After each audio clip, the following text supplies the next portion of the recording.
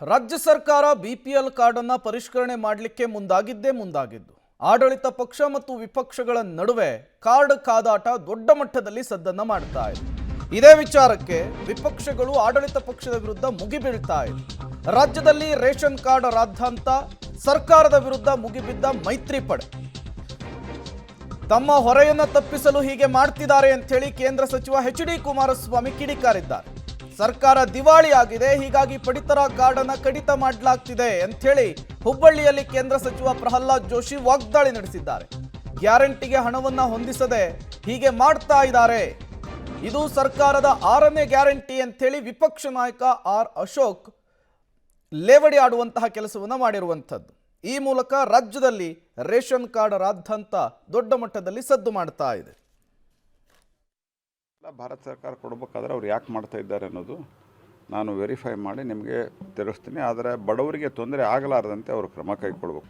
ಮೇಲ್ನೋಟಕ್ಕೆ ಅನ್ನಿಸ್ತಾ ಇರೋದು ಏನಂತಂದರೆ, ಯಾವುದೇ ರೀತಿ ಪ್ಲಾನಿಂಗ್ ಇರಲಾರ್ದೆ ಗ್ಯಾರಂಟಿ ಅನೌನ್ಸ್ಮೆಂಟ್ ಮಾಡಿದ್ದಾರೆ. ಕೊಡೋಕ್ಕೂ ಆಗೋಲ್ತೆ, ಬಿಡೋಕ್ಕೂ ಆಗೋಲ್ತೆ. ಹೀಗಾಗಿ ನೀವು ಗಮನಿಸಿರ್ಬೋದು, ಬಸ್ಸು ಕಮ್ಮಿ ಮಾಡ್ತಾರೆ ಎಲ್ಲ ಕಡೆ. ಆ ಯುವ ನಿಧಿ ಅಂತ ಹೇಳಿದ್ದು ಒಬ್ರಿಗೂ ಬಂದಿಲ್ಲ. ಅಕ್ಕಿದು ದುಡ್ಡು ಕೊಡ್ತಾ ಇಲ್ಲ. ವೃದ್ಧಾಪ್ಯ ವೇತನ, ವಿಧವಾ ವೇತನ ಎಲ್ಲ ಬಂದಾಗ್ಯಾವ. ಹೀಗಾಗಿ ಕಾಂಗ್ರೆಸ್ ಸರ್ಕಾರ ಸಂಪೂರ್ಣವಾಗಿ ದಿವಾಳಿಯತ್ತ ಹೋಗ್ತಾ ಇದೆ. ಸುಮಾರು 11 ಲಕ್ಷ ಪಡಿತರ ಚೀಟಿಗಳನ್ನು BPL ಇಂದ APLಗೆ ಬೈಫರ್ಕೇಶನ್ ಮಾಡತಕ್ಕಂಥ ಕೆಲಸಕ್ಕೆ ಕೈ ಹಾಕಿದ್ದಾರೆ. BPL ಕಾರ್ಡ್ನ ಸವಲತ್ತುಗಳನ್ನು ಇವತ್ತು ತೆಗೆಯತಕ್ಕಂಥ ನಿರ್ಧಾರ ಇವತ್ತು BPL ಇಂದ APLಗೆ ಕನ್ವರ್ಟ್ ಮಾಡೋದ್ರಿಂದ 11 ಲಕ್ಷ ಕುಟುಂಬದ ಮೇಲೆ ಆಗ್ತಕ್ಕಂಥ ಪರಿಣಾಮಗಳು. ಅದಷ್ಟೇ ಅಲ್ಲ, ಹಲವಾರು BPL ಕಾರ್ಡ್ನಲ್ಲಿ ಬೆನಿಫಿಟ್ಗಳಿದೆ. ಆ ಬೆನಿಫಿಟ್ಗಳನ್ನು ನೀವು ತೆಗೆದುಹಾಕೋದ್ರಿಂದ ಆ ಕುಟುಂಬದ ಮೇಲೆ ಹೊರೆ ಎಷ್ಟಾಗಬಹುದು, ಇದರ ಬಗ್ಗೆ ಚಿಂತೆ ಮಾಡಿದ್ದೀರಾ? ಇದು 6ನೇ ಗ್ಯಾರಂಟಿ ರದ್ದು ಮಾಡೋದು.